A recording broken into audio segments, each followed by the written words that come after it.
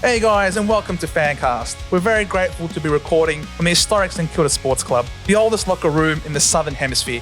Join us on the bench where we talk all things footy. We're fans, and this is FanCast.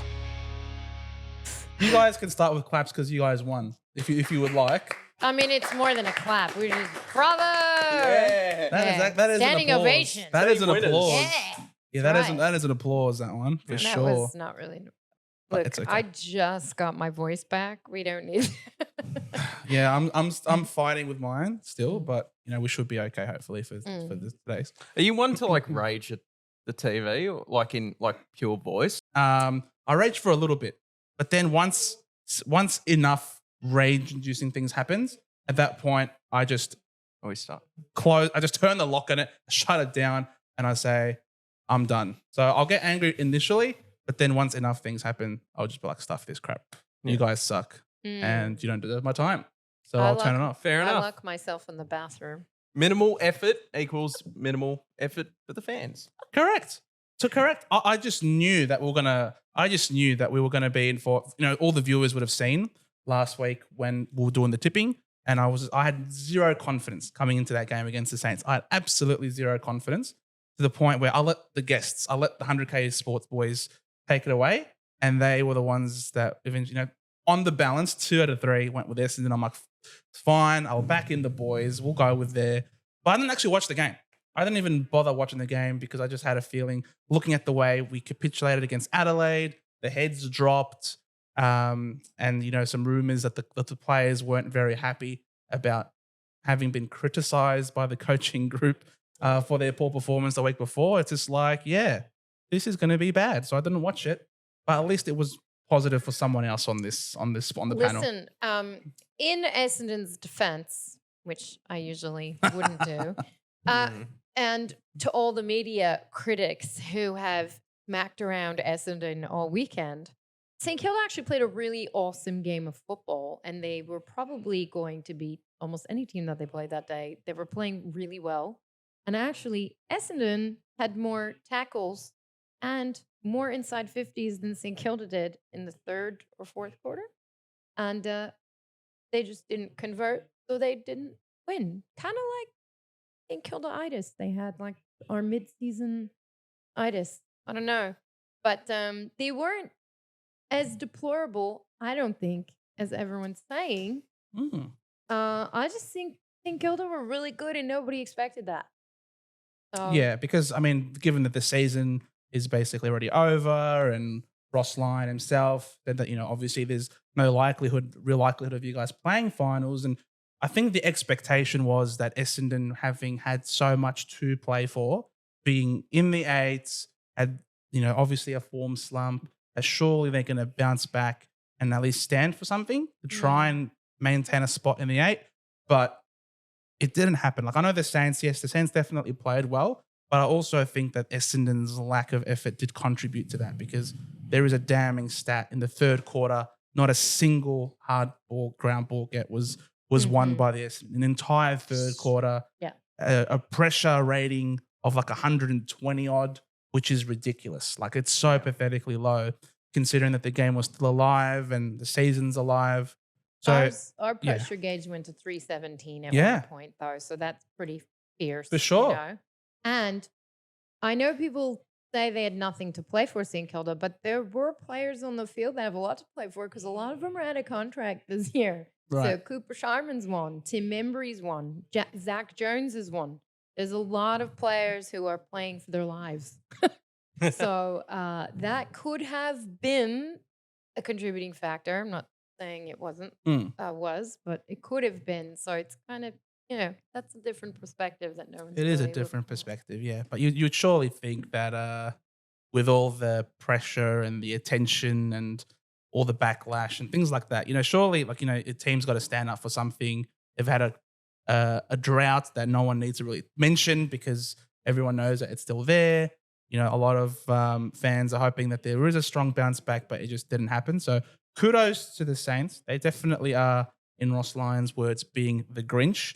They're really coming and trying to end different people's, different teams' seasons. I definitely think that Essendon's season is done. I know you were telling me off the air that there's still a chance, there's still a hope. There is still football left to be played, but clearly the team is just not up to it mentally or emotionally. I think this is their problem every year.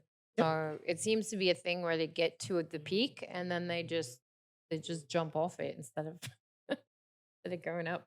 It's devastating because this is the same team that had these great wins earlier in the season against the Giants, for example, where they ground the Giants into the dust. And I thought that was probably the best win that I'd seen from this Essendon side in over a decade. That was an unreal performance. It was such a good game. And it was at that point that I thought, wow, that's when I started to believe that this team really maybe is different to previous Essendons that have had those false dawns. Mm-hmm. And sort of, a lot of Essendon fans definitely feel very disillusioned now, having sort of seen the highs of what the team is capable of. And this same team, without many injuries, sort of just folding like a deck of cards, which is quite sad to see. And I think that's the biggest indictment, that it's a team that does have talent and can mingle and mix with the best, but choose not to because they're afraid of failure, or maybe they're so afraid of repeating last year's debacle. They were so afraid of repeating last year's debacle that they actually ended up leading themselves to doing it again, except even earlier, probably this year. So it's very disappointing to see. Very unlike the Hawks, very unlike the Saints, who are ending the season with a flurry, really taking their chances, not playing with any fear whatsoever, taking their chances, taking the game on. And, it's just, we hope to see some more of that maybe in the future. Well, we've been dying for that all year. So. Yeah, from how I see with Essendon, and I thought you guys would be top 8 this year.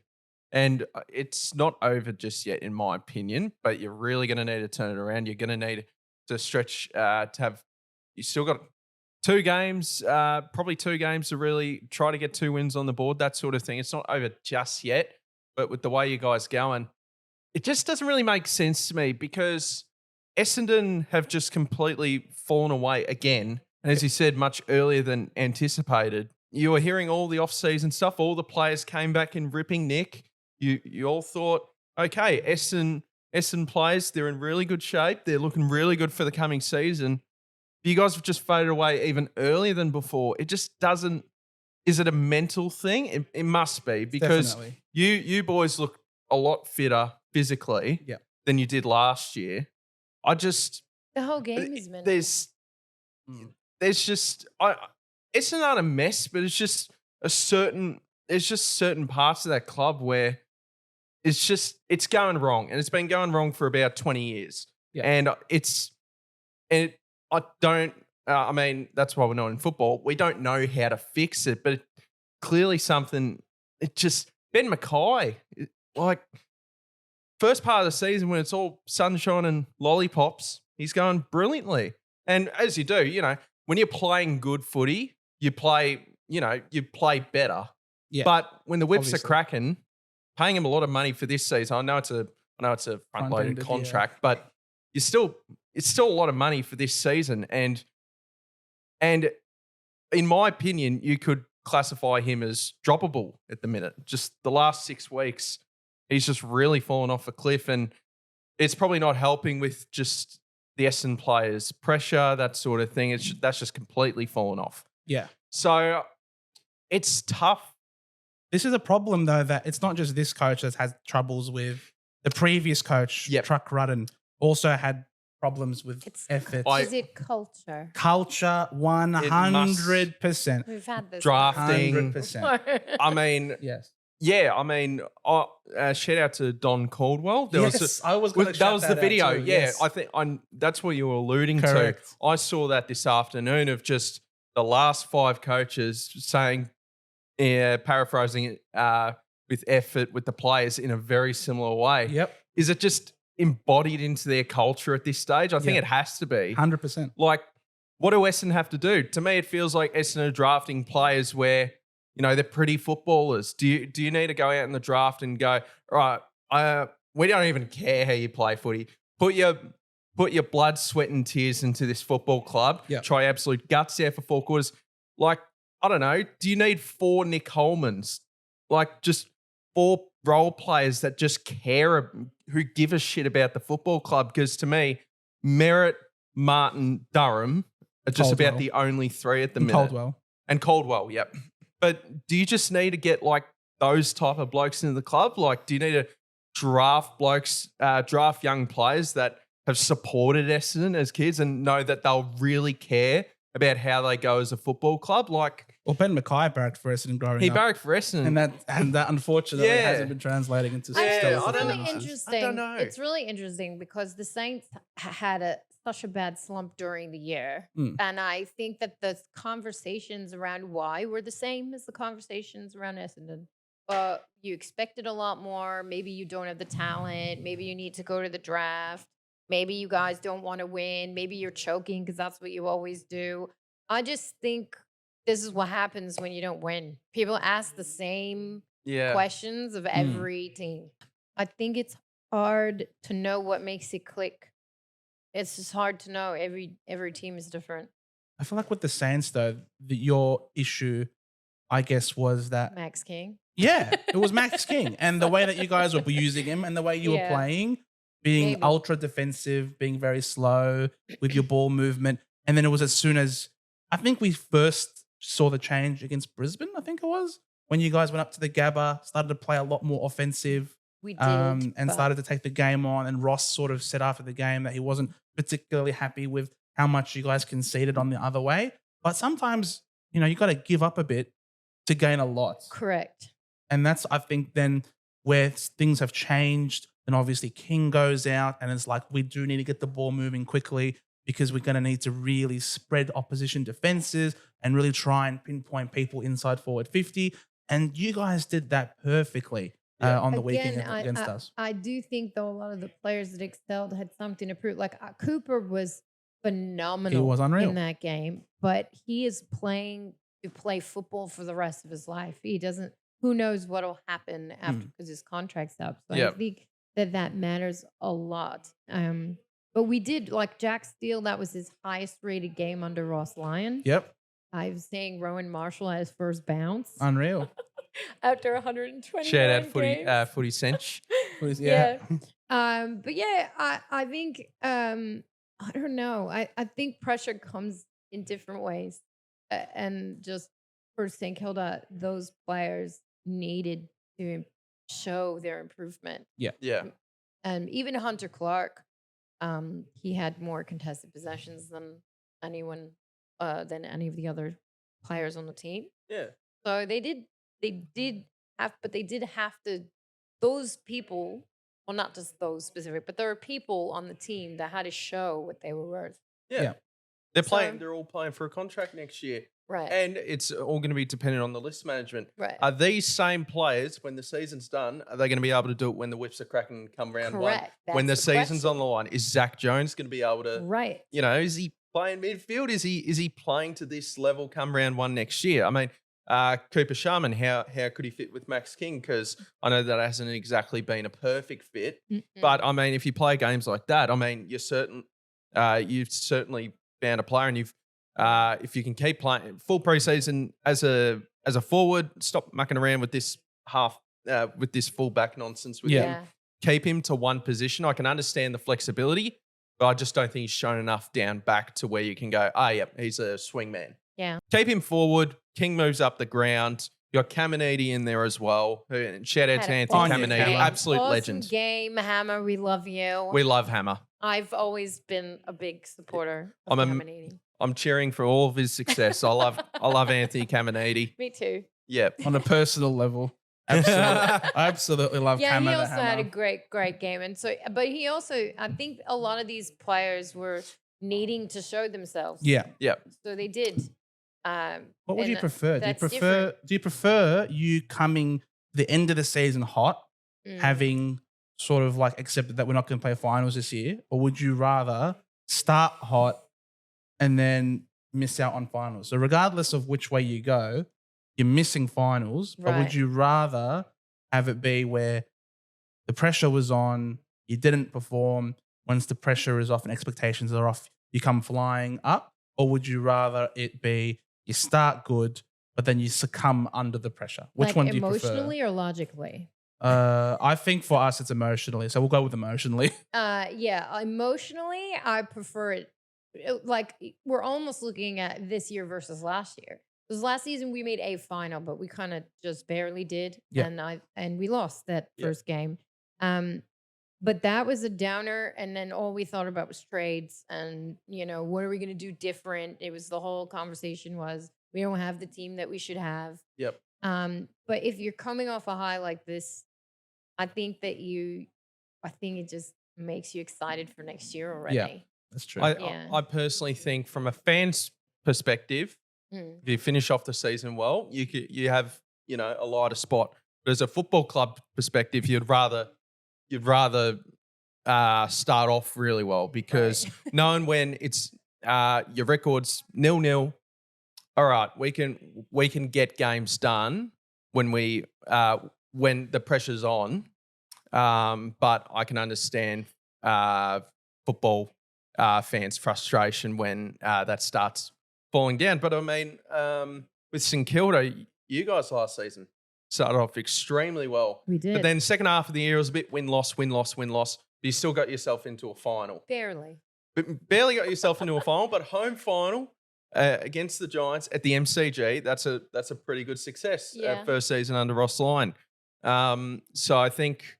I was still depressed. You can always... So depressed. You can always keep your season alive if you start off really well. And I don't... As I said, I don't think it's all over yet for you guys, but... next 2 weeks, you got to get those wins. I know you're coming up against Freo and Gold Coast, but I mean, what's been the massive problem for Essendon all season is they can get it done against the sides below them. Can they get it done against the sides, where they're the underdogs? And the next 2 weeks will sort of sum up, all right, can we turn this around? Because the players are fitter than they were last year.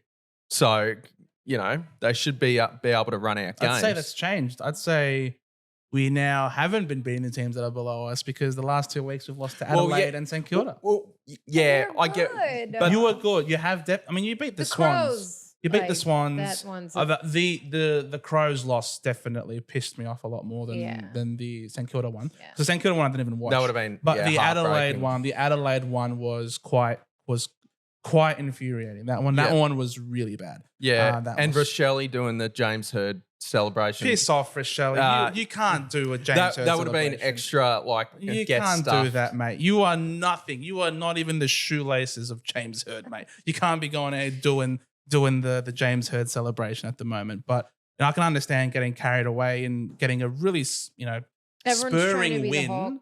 Okay, everyone's trying to be the Hawks with their little things now. The things that was impressive from Impy. Jeez, yeah, it's hard to keep a lid on my head about it, so I'll try my best because obviously it's really promising with what's going on at the minute. The celebrations are fun. I feel like we've been doing it all year, but now the wins are starting to chalk up. Yeah, there's more media attention towards it. So, I mean, whatever gets you playing good footy, and I think it's good for the game. I'm sure when we lose our next game, I'm sure the opposition team will be taking a selfie after the game and doing the celebrations, and fair enough. But no, it's when's that loss coming though? You guys are unstoppable. What do you have next? Who do you have? It could come this week or next week, or back to back. But we got the Giants at Monica Oval. That's gonna be tough. I won't lie. I was looking at tickets.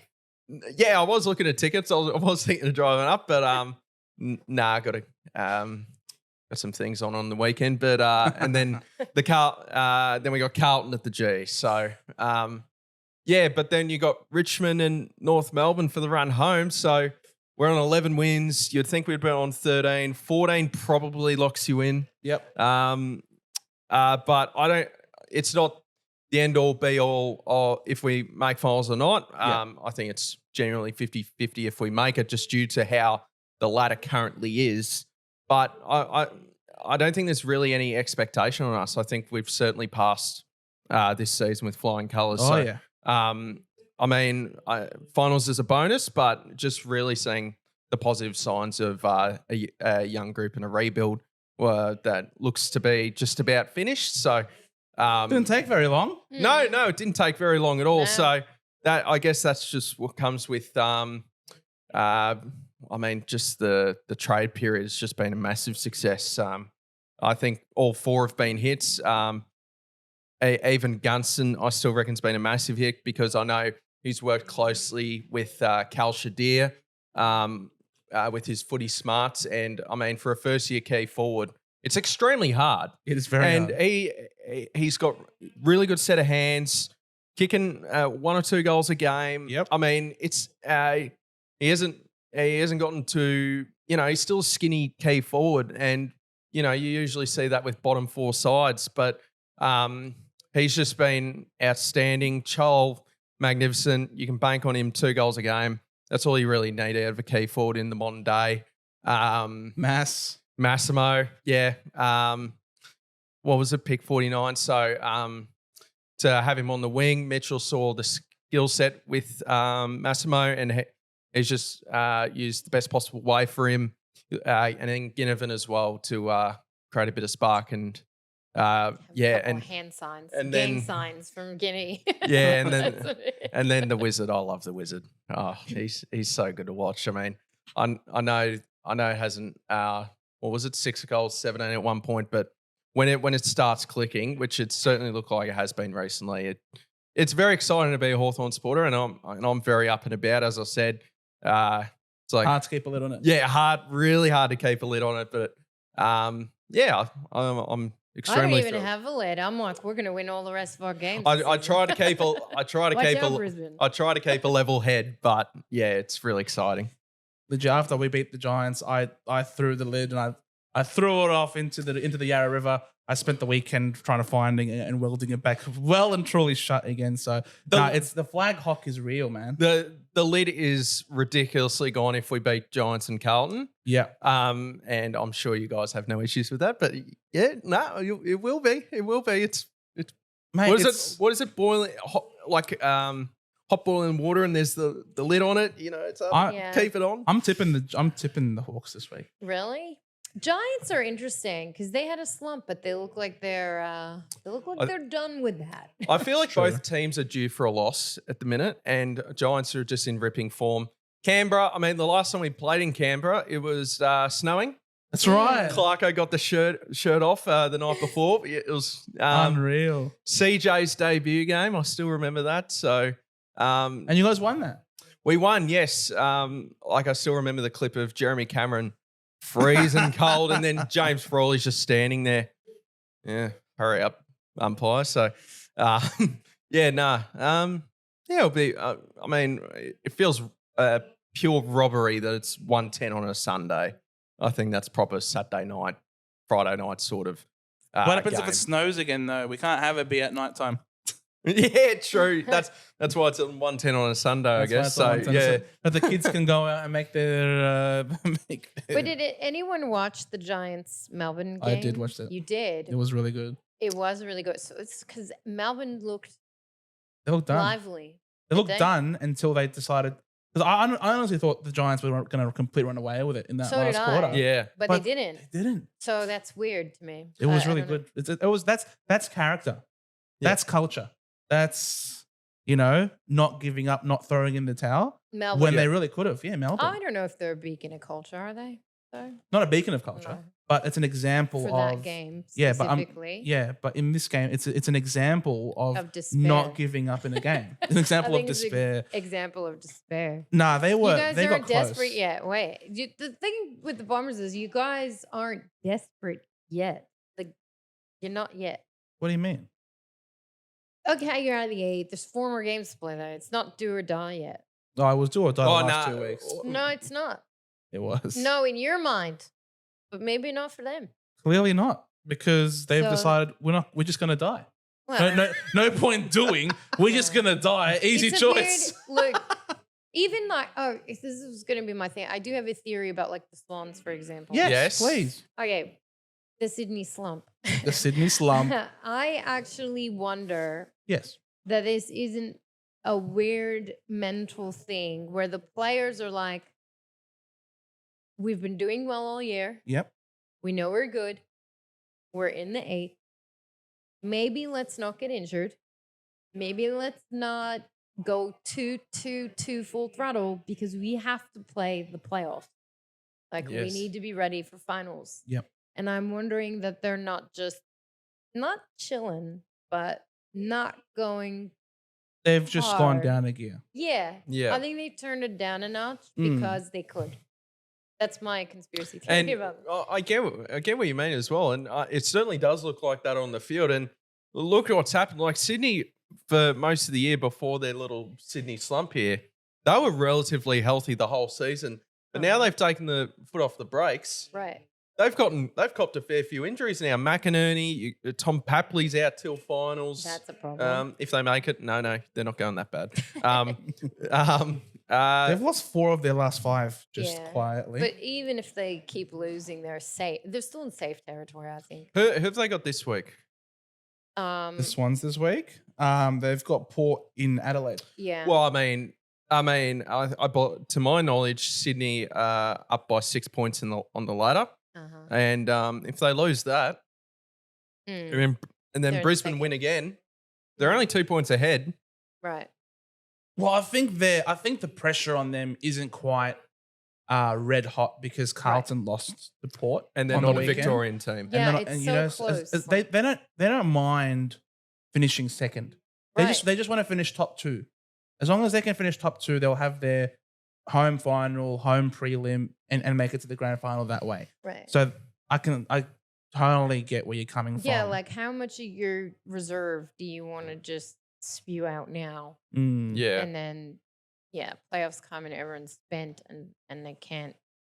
But people bring normally want to end the season playing well, entering It's into not over, finals. though. Not Right, over, so correct. they've There's got still 4 4 more weeks. If games. Sydney can month. have a really good last month of football, Mm-hmm. then all you need is a month of good footy where you can feel good yourself for yourself heading into finals.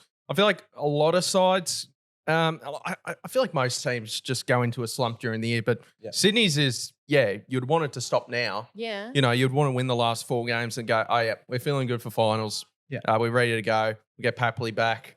We'll get McInerney back. Yeah, that sort of thing. That's huge, yeah. So I think that's going to be a great game, the Port Sydney game, because we're really going to see where mentally those teams are at. And shout out to the AFL fixturing for scheduling Port Adelaide, Sydney, and Carlton, Collingwood on a Saturday night, both games at the same time. same How time. good! Probably the 2 best games of the round. Yeah, let's just chuck it that on the was- same time. Good point. I think- the asshole of the week. Yeah, I was about to say, I feel like I know Arsehole of the week, Andrew. Yeah, I was about to say, I feel like I know who your arsehole of the week is going to Exactly. be. Yeah, perfect. I mean, the AFL is just an absolute basket case, honestly, with the way they're fixturing. Another team that might be a little bit of a basket case, not quite full basket case, but I'd say Collingwood got a bit more egg on their face now with the news of Craig Kelly allegedly being a racist. But again, I don't think that there will be a ton of the public won't be shocked to hear something like that. And I think that Pendle's 400th is going to kind of overshadow it. Has it been staged? Has it been released in such a time that if it was ever going to come out, it's in the week where right. SP 400 Exactly. happens to overshadow it? Yeah. You reckon? Yeah, I mean, it might have been a PR move just to like save it for Pendle's week. You know? Yeah, that would be interesting. Pendles, please save us. We're racist again. Please But- show us how good you are. I did watch the Richmond game. Yeah. And by the way, a friend of mine told me that umpiring was terrible, but that was also Razor Ray's last game of football. Classic. Has he so I'm fully not retired surprised by now? that. Or- Yeah, Fully that was his last retired. game. Or is it till the end of the year? Oh, his last game was on the Effective weekend. immediately. Yeah. And good Oh. riddance, because I really didn't enjoy a lot of his calls and weird elitist Yeah, feelings it's the that he had, personality. or Too much just- personality. Yeah. Too much personality. Yeah. I always Yeah. think if you're an umpire, it's better not knowing your name. Yeah. And Razor Ray, congratulations on a great career, Yeah. Razor Ray. Umpired for a very long time, but true. I don't know. Just Wish I could say it was nice knowing you. you're not the game. The game's the game. Yeah. You're meant to umpire it. And I just reckon his antics were a bit too ridiculous. So I mean, well, there you go. What's his name? Chris Donlan is retiring at the end of the season. There you go. And that's a umpire we barely know. So clearly he's done a fantastic job. So He'll that's be sorely Well missed, done, Chris. Chris. more the Sorely missed. more the umpires that I like. You know, you only see their name due to an article. It's true. Unless it's It's Brian true. Taylor, who knows every umpire, doesn't he?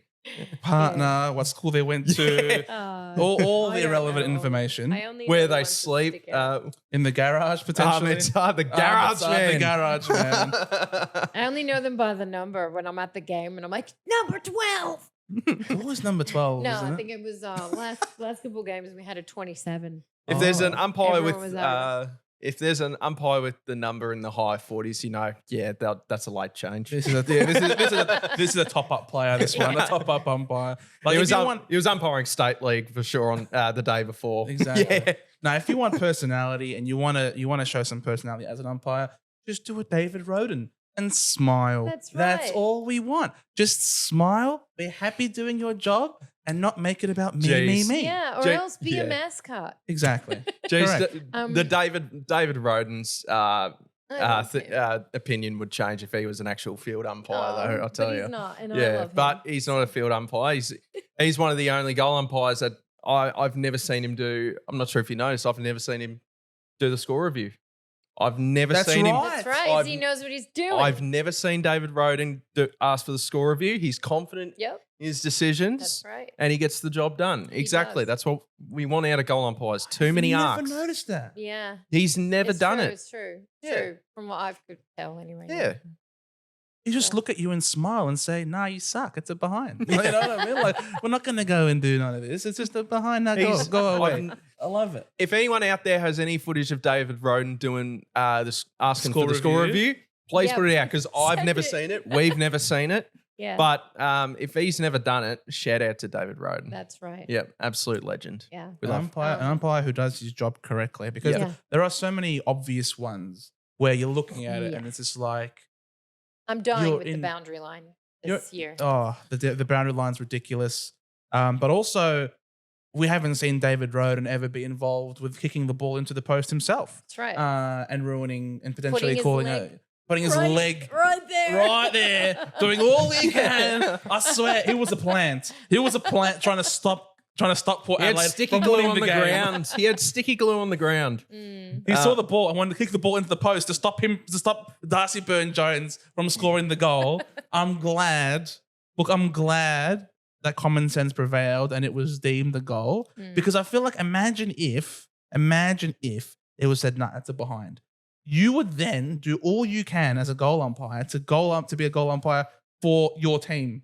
Whoa. And if the ball's coming in, you're like, whoopsie daisies, I slipped, and keep the ball in play. I Yeah. think and it there would be are play on. umpires that have their teams. I gotta be honest. 100%. It's I mean, Of it course. clear. yeah, Clear. it happens in the NBA. It happens in the in football where if an umpire touches, it's play on, that Yeah, sort of thing. it's So true. I also went with goal umpires with the whole Ben Keys situation from last year. Yes. That they're just scared to get it wrong, and I feel like David Roden isn't one to be scared to get it wrong, but is the majority of goal umpires just. I'm pretty certain, but we might just check just in case I am wrong, because I tell you what, exactly. that goal umpire at Adelaide Oval had full confidence that. Yep, I am shafting Adelaide with this decision, and he's God. very confident about that. Adelaide. And Yeah. and moral of the story: don't be afraid. It's Don't true. be afraid. Since when is being afraid ever positive on a football field? Never. Don't live your life afraid. Don't play football afraid. Just be full confidence. Tackle life with confidence, and you never know where life might lead you. Yeah. Might lead you to a nightclub where you are incapacitated for a little bit in the middle of the night. But who knows? At least you had fun beforehand, right, Tyson? I was gonna go back to Collingwood. We can go to Collingwood if you want. We can go back to Collingwood. Didn't know I you were just- there on my Friday night. I just did a little drive-by of Poor Tyson cat. Stengel. Oh, Tyson. No, we hope you're well. I Yes, hope of you had course. a good time. Yes. Oh, yes, yeah, Collingwood. Yep. Collingwood looked like they were very much improved Yep. against Richmond, Mm. maybe because it was Richmond, but I don't think, like I said before, that Richmond are as bad as they seem. They're just at the bottom. Yes. But they're not horrific.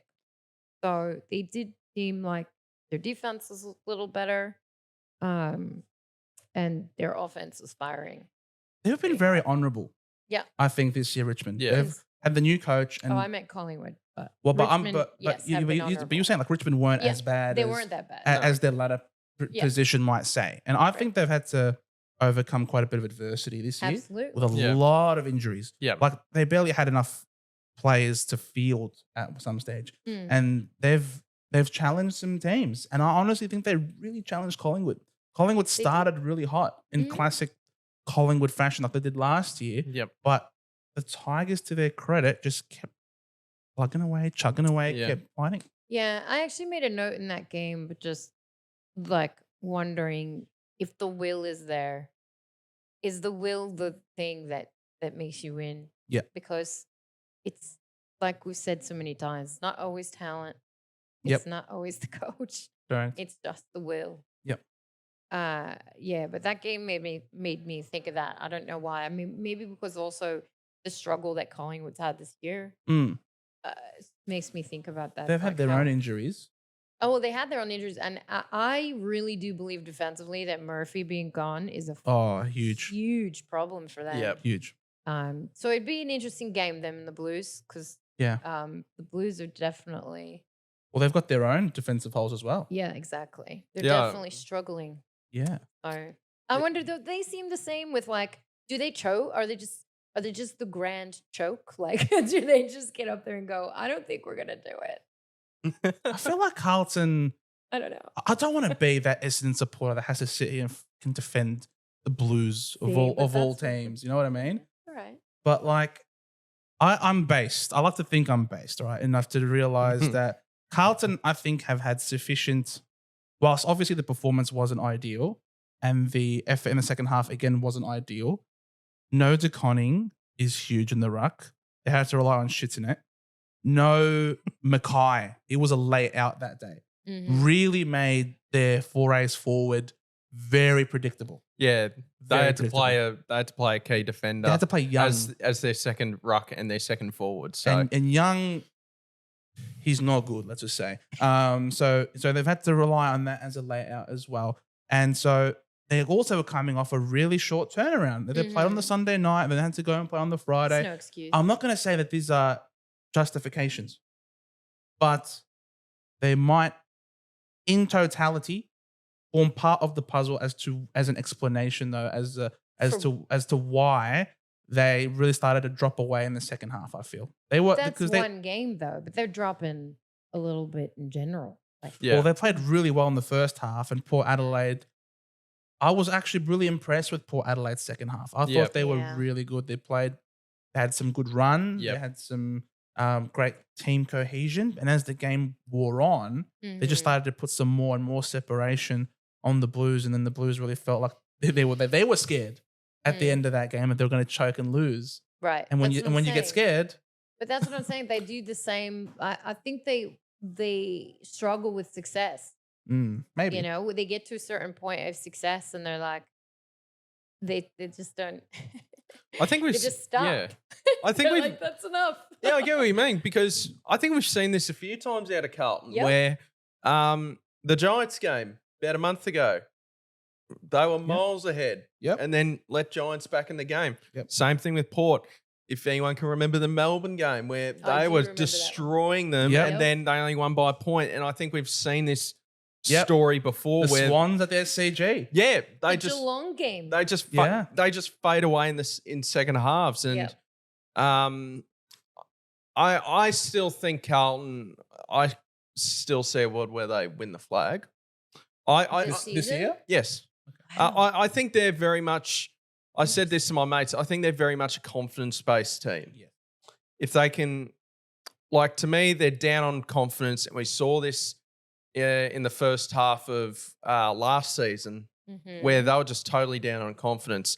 And when they're confident, when they're up and about, in my opinion, they're close to the best side in the competition, just due to their spine, just due to they just know how to get it done once they're fully confident. I'm not ruling them out just yet. I think the back line's a bit, just the amount of points they're conceding I think it is a concern, and can that hold up? But I do think there's a lot of good interstate sides this year, non-Victorian sides this year. And I still think Carlton at the minute are the best. Well, actually second best at the minute due to form. But but the main problem with Carlton is they just had to keep second. If they could have a home qualifying final against Brisbane, that sort of thing, and if they're on good confidence, I'd back them in just about.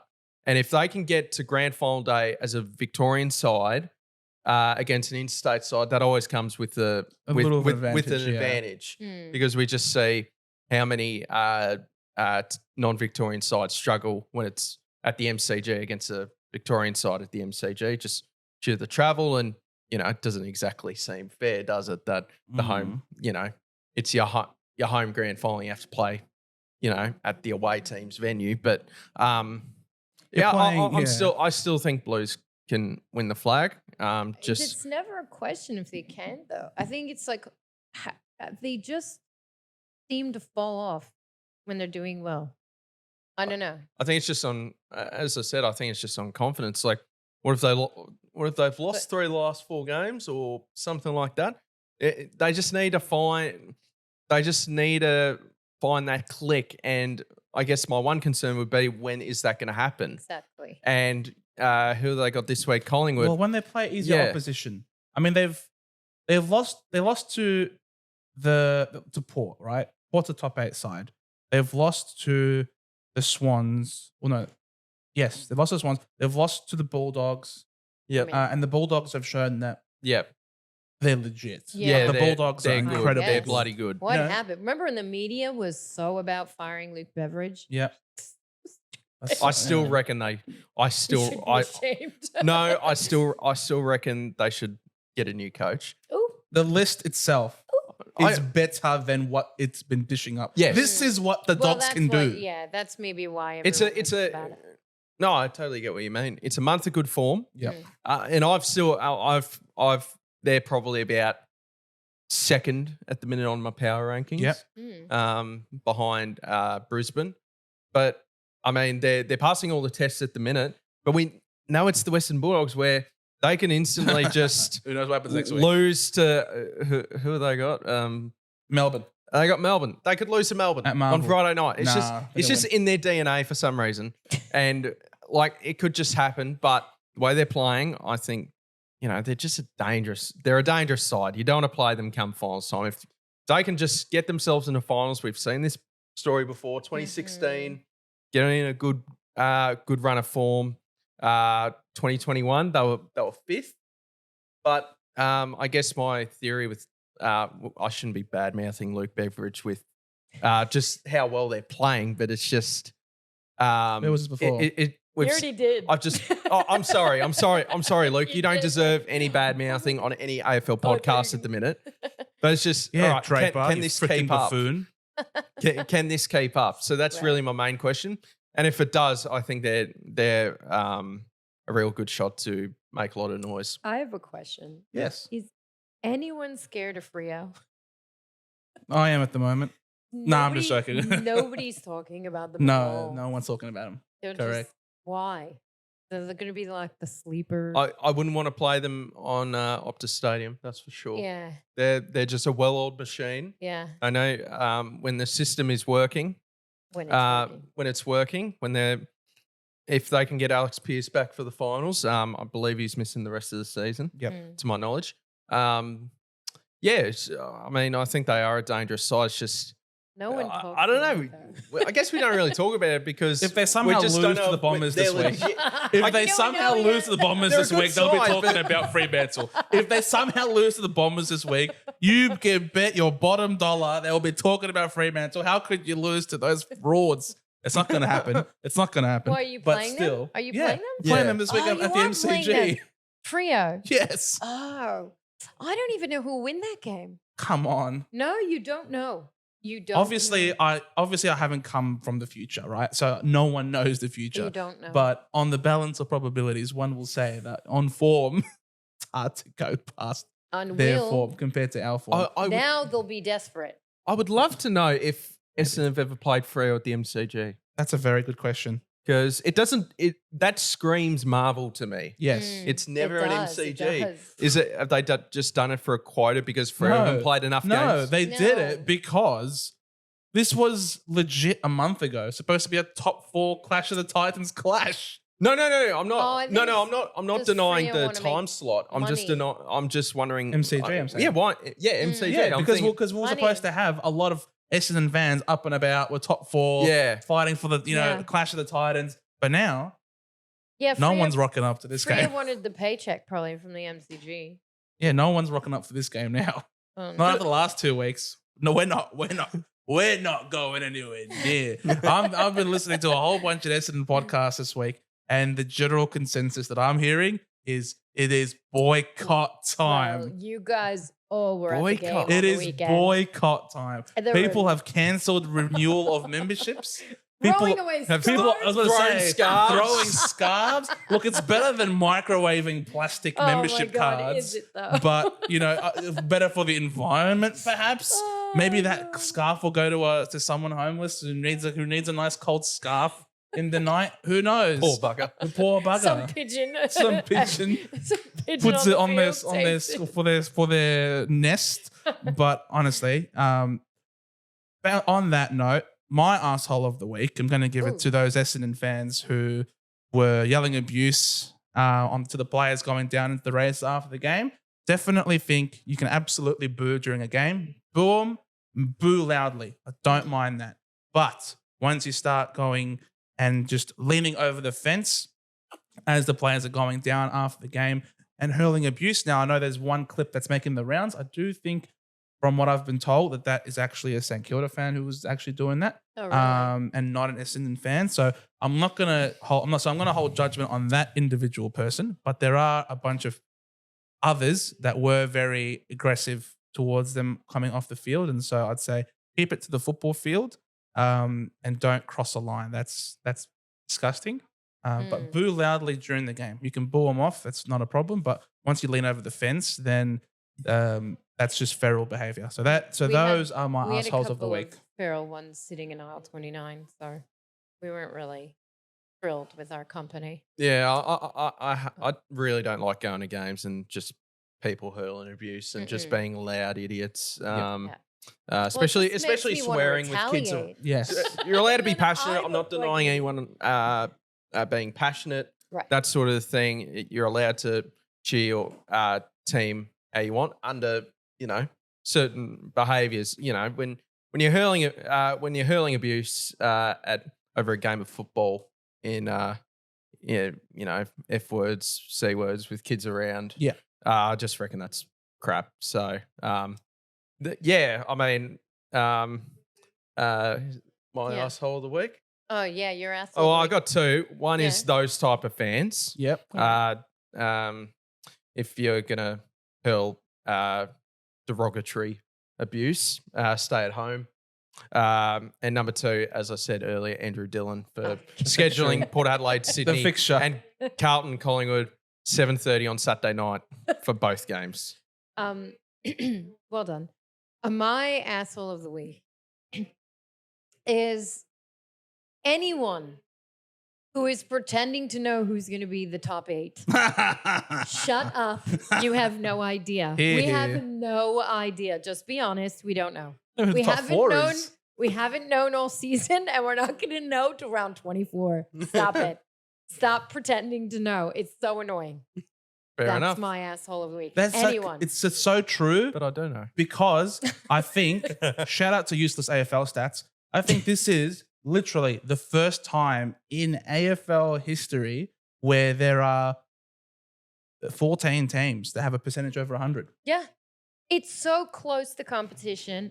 And even making comments of, oh, they're not a good side, they're not in the top. Shut up. They're all good. Almost everyone has been good. Every team has been competitive this year. The Eagles have been competitive this year. That's true. I think it's ridiculous to start ranking the quality of a team by exactly where they are on the ladder. Correct. It's just too small of a difference.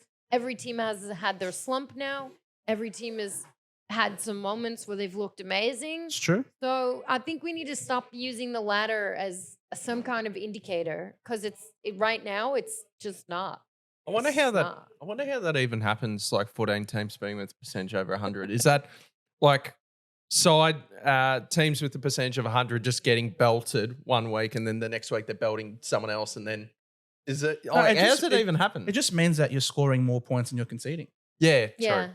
It means that it means a lot of people are scoring a lot of goals. Yeah. Yeah. Which is But good it's for the fun. game. That's Yeah, what the it's fun. AFL wants. And Yeah. I still reckon there's also a good mixture because I don't mind a scrap. I reckon there's a good mixture of a scrap, like 63 to 54 game where you're just seeing two good defensive systems. Yeah. I still personally enjoy that as a footy fan as well. Yeah, me Can't too. all be 120 to 109 score lines where the back line's just playing crap. I love the two teams both with over 200 pressure rating. I love it. You know what I mean? It's fun. I love it. mean, as a St Kilda supporter, we've had that all year. I love it. Like, does anyone remember the Collingwood-Richmond game, first game back from COVID? Oh. And it was like a 36-all draw. Yeah. But I loved it. It was was just really good. pure grit and grind sort of style of footy. I just loved it. Might just be me, but I don't know. It's like a good game is a good game. Yeah, a good. competitive game is a I'd competitive rather that game. than a smashing. Yeah. Yeah. Oh, me too. I don't. Well, You I've didn't mind enjoyed last the last week's. few weeks. Yeah. I've enjoyed the last weeks. I'll take it back. Unless it's for your team. Correct. Yeah, exactly. Yeah. Well, I Exactly. don't think we're gonna have. So we're talking about all the teams that are doing really well. The fact that the AFL is super close and the competitiveness is off the charts And a mess. and a mess, mate. We got the two bottom sides, Tigers versus Roos this week. Yeah. Battle for the wooden spoon. Yeah. Which, by the way, I think outside of Cooper Sherman, my performance of the week would be Harry Sheasel. Oh yes. Oh, jeez. Oh, yes. Just goes sometimes under the radar because Nick Dacos happens to play football, but Yeah. He's better than so Nick good. Dacos. I'm I'm not gonna say that just yet, but I'd have to see. I'd have to watch them in a game together. The way they've but played this year, I know it might be a fairly big call, but I definitely think big. Harry Sheasel's performance in a lesser team, right? Not the reigning premier. yeah. Like Nick Dacos, he's a freak of nature. He's going to be he'll be in people's Mount Rushmores, I think. Yes, well, for- definitely David King's. especially David King's. But I think what Sheasel's doing for North Melbourne, his step up, his progression, it's just ridiculous. It's great. He had 14 score involvements He out did. of North Melbourne's 16 scores. Yeah. That's madness. Yeah. Like I no think he- Sheasel, no North. I think he had one of the highest rated performances ever. I don't know. It was like Yeah. some crazy Unreal. thing. Yeah. But he had a great game and they didn't win. See, so that's just not always an indicator of how good you guys. One thing I Your will team defend is. about the Dacos versus Sheasel debate, and Mm. that's fair enough. Mm. One thing I will say is, though, that Sheasel isn't getting tagged. Like, Mm. keep in mind, where Dacos, every week there's attention. Yeah. So, I mean, it's just, if the roles were reversed, I'm sure it'd be the other way around, where Dacos is getting the Sheasel sort of games, and then Sheasel, if he played for Collingwood, there would be, because Collingwood are just, the reigning premiers, of course. Dacos is a freak of nature along with Harry Sheasel quite clearly. Yeah. One thing that impresses me the most about Harry Sheasel is in the off-season, I still remember in the pre-season, they trained him to be physically as a halfback winger. Yeah. And the fact that mid-season, like he Just didn't goes bolt, in.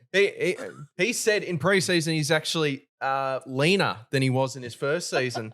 And the fact he's just going with all the heavy hitters in the midfield and still providing that sort of play is just madness. The fact he wasn't even training at all in pre-season as a midfielder. The He was shoe training as a fits. halfback, a winger.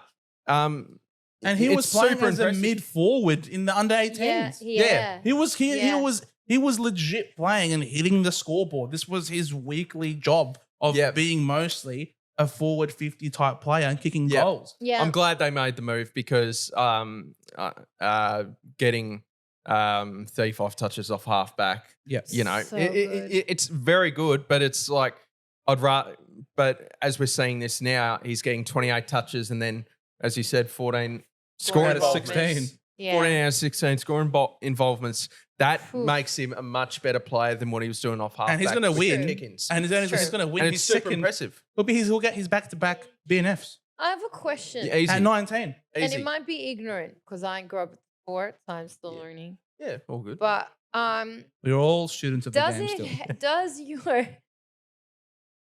for a player to be that good, surely they're getting help from the rest of the midfield in a way, correct? Like whether it's blocking or I don't know, not supposed to block. Well, North's midfield's actually good. Well, that's what I'm saying. And I'm he just stands out in a good midfield. making the space for him to do what he's doing. It could be that some of the other players are also. I'm not taking the Yeah. but it is helpful when you have other players who make that kind of True. space Yeah, for you to and do that. I believe they are, but Yeah. it's just and as well, it's great having a ruck like Tristan Sherry, Yeah, who that's like I think he big. might have overtaken Gorn as the All Australian Well, ruckman at the minute. Rowan. Rowan, But yeah, Sherry's maybe great. maybe in the third All Australian team. Maybe the third best. There's ruck. too many. There's too many ruck spots, and then there's still Brodie Grundy. There's still the Big O, Oscar McInerney. But there's He's only one flying ruck. under the That's radar. the thing. You can only Correct. pick one. So. Correct. Can you? I mean, it doesn't happen often that they pick one on the bench, do they? Every now and then, but Very rare I for don't two. know. I don't think Grundy's getting that ruck Probably spot not. now. I Oh, wouldn't have no thought. way. He's No, not it would had the be greatest year. if they were to have two rucks. I guess at the minute it would be two of Marshall, Cherry, and Gorn. I'd still have the Big O in that conference. Big O, yeah. I think the Big O, if he was playing for a Victorian team, would absolutely be getting a lot more recognition. I feel just him being almost out of sight, out of mind up in Brisbane. He has had a very underrated That's a good season. The Big O, Oscar McInerney. So, and he's hitting the scoreboard probably more than he ever has as well. And the Lions are flying now in this second half of the season, a lot of wins. And that I think would also, if you're playing in a winning team, I think might also get some attention from Well, we'll see the how he panel. does against Rowan this weekend. That will be very interesting. It will be very interesting because they are two very informed ruckmen. Yeah. Yep. And very much Marshall and Rowan Marshall, I mean, as a Sands fan, I don't need to tell you, he very rarely gets the plaudits that he deserves. Yeah. Right. Because we're not winning, so no one cares. Exactly. But he's had a phenomenal year, and he had an amazing game. He was one of the best guys on the field on the weekend. Correct. I wonder as well because and it usually happens. I know I'll bring up the NBA again, but when they vote for an MVP, they get voters fatigue. If you get what I mean, like Cherry's the new kid on the block. Right. He's the new kid on the block, so he's getting a lot of hype because it's new. Right. It's flashy. It's like, all right, we've got a new toy as one of the best rucks in the comp where Marshall has been good for so long. Big O's been good for so long. Maybe. Well, I'd say Marshall for 2 years. Yeah, Marshall. I wouldn't say for so long. I I'd think say- he's grown. Well, I into reckon he's it. been great for what, 4 years? Like, Ah, But I he had reckon two I reckon he there were has. two rucks until Correct. last year. We had Patty. Yeah, true. But So you couldn't really tell how good Rowan Marshall was because Agreed. Patty Ryder got all the glory. yeah, yeah. But yeah, that's true. Yeah, But Big O has been. I still think this might be a career best season for Big O, and he's not young himself, but I think this might be up there with one of his best seasons Yeah. going around. yeah, I reckon it I think is. the exciting thing about Sherry is he's on a team that's definitely on the rise. Yes. And he's filling some big shoes. I mean, Goldstein was really a good ruckman. He was. So, I Most think, hit outs of all time. I'd still shout out to Alistair Clarkson for telling Goldie, like, sit down. We've Yeah. got a new Yeah. ruckman because he saw it Cherry, right away, Cherry's right? out. He saw the Yeah. future. Yeah, he Cherry's did. out. Ruck of the future. Yeah, but I think because he's filling those shoes, I think people and filling them well. Yeah, Yes. I think that's probably one of the reasons why he's getting a lot of attention. Yeah. Yeah. very much so. So yeah, Cherry could be, or Marshall could be. We've given our arseholes of the week. Oh, you're not going to give it to them after that. Or? No, I'm on the flip side. Talking about these great ruckmen who've had a great game or great season in general. Yeah. Is Marshall in your legends of the week? No, I had Sheasel and Cooper. Ah, yes, Yeah. Cooper Sharman. Yeah. Yep. Cooper, just because I think that I've seen a lot of great stuff from Cooper Yep. that didn't happen in a game on the field when it counted. Yeah. or he doesn't really get much playtime because of Max. So it was really good to see him be able to just come out. He just dominated. Yeah. And Machito, oh my God, we haven't seen Machito really play like he used to this season. Oh, and then he did. He Of looked course. like He's had a great couple of he weeks. looked like his old self. Yeah, well done, Yeah, Brad. it was nice. Absolutely. Well done, Brad. Put Dyson Heppel on Machida Owens. Yeah, that will definitely. Yeah, I mean, look, Be a very Brad positive might have made a matchup. few mistakes in that game as well, but just not taking any credit for that. But he might have just, He took perfect. Heppel to the cleaners. Yeah. This is what Sharman needs. Like, as we were mentioning earlier, like there's just that massive confidence boost where sometimes you just need a great game to just really get things clicking, get things going for just a player that really sort of seemed to be on the fringe a bit. Yeah. But, he's probably now even earned just from that game, like a 2-year extension. I hope so as well, because, I mean, if you clubs are gonna grab Cooper Sharman like that if that is what he's capable of as a player. So, Cooper Sharman, absolute. Yeah, he was my top. Got that Those were dog my in him. two big Who's ones. your legend of all Legend of the legends week. potentially? My Hawthorn's half forward line of Connor McDonald and Dylan Moore, who play the hardest role on the ground to play, and they play it to absolute perfection.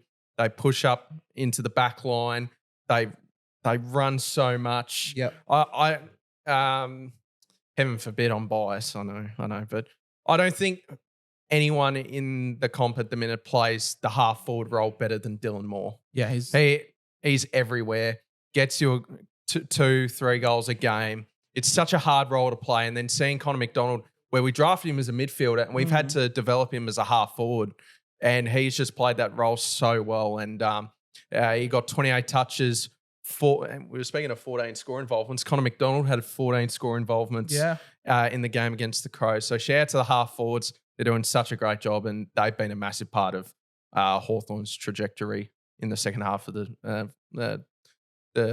second half of the season. Great shout. Now, also, I thought you might say Will Day. I thought Will Day's had I was actually going to mention Will Day as well. Oh, there you go. Yeah, number 3. He's been unreal. Yeah, he's. I've sort of said this from the start, from even early in his career, from what I saw, just the way he moves, the way he plays. Yeah, I just sort of saw him from the start as like the Hawks player with the highest ceiling. Yeah, I think that's starting to become true to the regular media, that sort of thing. If he can just stay on the park, if he can keep healthy, because I don't know many players in the comp that cop as many bumps and bruises as that bloke. That's probably just due to his build. But I think Wiedering says hi. Wiedering. Mr. Corky Man. Yeah, that's true. Yeah, a couple of corkies. But I love Will Day. And I mean, when Sicily is finished as captain, I think it'll be a hard case to mount for who is the next Hawthorn captain. Is it Will Day or is it Dylan Moore? That's like they're the two that stand out for me. So shout out to Will Day, one of the best young mids in the comp. Here. My legend of the week. I think I don't know. I feel like this week is my interstate non-Victorian teams. Is there an Yeah. Is there an Essendon player you want to shout out? I know it was a dull week, but was there one that you saw on the weekend where you went, No. Yep. I mean, I know the result wasn't great, but they worked their ass off. Look, No. I mean, Zach Merritt is Zach Merritt. Zach Merritt. Yeah. I think that is probably the goal of the year. I think that's the goal of the year. I think the way Higgins' goal. the way it changed directions like that was 3 a times. that was a filthy goal. That was a filthy goal with Yeah. no time on the left, under pressure. I think maybe bias, or recency bias, but I think How dare you? I think that Merritt goal might be up there for goal of the year in general. Yep. I guess in terms of people that never drop their heads. Yep. Caldwell never drops his head. No. I think Jones gave it a crack on a wing. Yep. Caldwell, and Durham, they're a duo, but apart from them, maybe Nick Martin potentially. But yeah, very, very too few. A lot of passengers at the Essendon Bombers these days. And I've said it for many a year. Zach Merritt, we don't deserve you. But my legend that I want to give it to this week is Jesse Hogan. I love it. Twinkle toes. Twinkle toes. Twinkle they talked toes. about his twinkle toes. They talked about in it. the commentary. Yes. And I was like, They heard you. They watched us. yeah. And they ran with it. Well, they're just talking about how great it is, of course, but I don't agree. But yes, He was twinkle twinkling toes. in the wet. He was twinkling in the wet, and it was unreal. He was just clunking marks. Honestly, this guy might genuinely be the best key forward in the rain. Like, because wet weather football is not conducive to key forwards, but he just kept taking mark after mark, presenting. He's such a tough matchup. He's a really strong player. He was nailing his shots, and he didn't let Darcy Jones not pass the ball to him in the goal square open. Instead, he kicks the ball into him, and then it goes out of bounds. But he didn't. That was unbelievable. But he didn't. It didn't just obviously he was annoyed in that moment, but he didn't tear him a new one. And he kept focused, and he still had a big last quarter. So I'm going to say Jesse Hogan, probably the hottest forward in the comp at the moment, and I'm gonna shout out Jesse Hogan. Yeah. Well done. Fair enough. I love Twinkle Jesse toes, Hogan. Well done. We love Well Twinkle. done. I love He me had some a Twinkle. lull. He did have a lull this season, but Yes, but he's back at it at the right he's time. Back in. He's back in. One of well done. the great career resurgence For that sure. bloke, and I'm so happy for Jesse. He's Yep. found the right spot at playing really good footy. He's as fit as he's ever been. He looks really ripped. So Correct. shout out to Jesse. It's a good comeback story, that's for sure. Absolutely. I don't know why. Maybe I'm just so over the Bombers this week that I've just looked elsewhere at the other states. I like it. I like it. But there are so many good players outside of Victoria. They just don't get spoken up enough. Oh, I think they get spoken about though. The good ones. Lucky Neil gets talked about all the time. Oh, he was kissed in the dick last year with that Brownlow medal. He shouldn't have got that one. all the Queensland reporters are at Brisbane Broncos Heaney? training. Everyone's talking about Heaney for a while. I mean, they've gone off it now. What about the lizard? He gets a lot of comments. I love the lizard. Yeah. Well, Yeah. He he's got his legit own looks like a name. lizard. Pick it up does in my run like a Supercoach team, salamander. please, Nick Blakey. Oh, 90s you aren't enough. Supercoach. Yeah, I don't know my unfortunately. Supercoach last year. Yeah, unfortunately. It's all right. Yeah. All right. I guess we'll get to a new segment. Rapid fire. Okay. So we'll give you 30 seconds. You don't know the questions. How are we doing this? Is it you ask me, then you ask Anna, then Or you do we answer at the same time, or or does is it go? the same If time? you answer at the same time, I won't be able to keep track Right. of both So of you. you're gonna go Okay. first. Oh. You I can't- first. I'm glad you think I can we each get multitask different like questions, right? Yes. 'Cause So then it's that'll give me, you too much then time. her. that. Yeah. All right. Okay. Anna, Oh shit. Okay. Yeah. Or it's me. rapid. Multiple. Okay. Who would you rather be this week? A Dogs fan or a Lions fan? Lions. Okay. Rapid. Any sort of quick? Oh, you want me to say why? Yeah, just quickly. Yeah, I'd rather be a Lions fan because they seem like they're a lot more secure in their place on Fair enough. the ladder. Yeah. I like that. I can agree with that. Yeah. Steveo, who is closer to a flag? St Kilda or Essendon? Rapid fire. Answer. Essendon. Essendon. False. You're sandwiched between the two. She got a much easier question than me. I know. That's because I love you so. I love you so. Yeah, I got done dirty as well. Next to St Kilda and Essendon supporter. I can't please everyone here. I'm sorry. I know what I've done, mate. I know what I've done. It's just your opinion. We won't judge. correct. We won't judge. I don't have But a we like that I answer, don't though. have a reasoning, by the way. I can't split it. All right. Yeah. I'll give you then a slightly different one. Most people would say Essendon. It's okay. Yeah. Which player would you rather have for the Hawks? Chad Warner or Sam Walsh? Chad Warner. Because Yeah. I at the back concerns me with Sam Walsh, right. and Chad Warner can have those blitz of just taking over big games, and I really like that. But both very good players. Very nice. Continuing on my love for the interstate teams, Anna, Yeah. which player would you steal from Fremantle to complete your team at the Saints? Shit. Rapid fire. Yeah. 5. Fife. Yeah. Nat Fife. Yeah. Is it just the first merchandise? Fremantle player you've thought of? Yeah. How much time does she have left? 10 seconds or something? Pick someone else. Need Pick some someone veteran else. No, leadership. just he's a mature player. Probably we could use a little bit of that sometimes. That's really where I was going with it. Very nice. thank you so much for playing, guys. That's is that it? it? Yeah. That's it. Oh, Oh. You want to have a quick one for me? Yeah. Let me think. While she's thinking. If you had to replace, if you had to replace the ruckman for Essendon, well, I don't know. Who would you go with? If I had to pick any ruckman Yeah. in the competition to Yeah. replace. Past or present? Oh, Yeah. past or present? Quick. Simon Madden. Thank you very much. Okay. Yeah, he's a famous Well, that's it. Essendon all right. ex-ruckman as forward. Any ruckman anywhere, you just go with an Essendon one. Yeah, I just go Simon Madden Keep because the I know culture. I know he'll bleed red and black Okay. because he's a famous Essendon name. Well, he'll bleed mostly red, but you get the picture. He's an Essendon Hall of Famer. All right.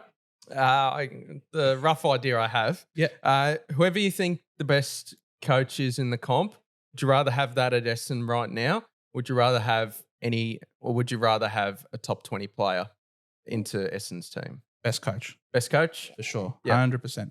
Players can be drafted any time, but the best coaches, they don't grow on trees. Yep. So I'd much rather have a better coach that can Fair hopefully get through to these absolute numbskulls players and hopefully commit with effort every single week and not be inconsistent. Yep. You saw the Don Caldwell video.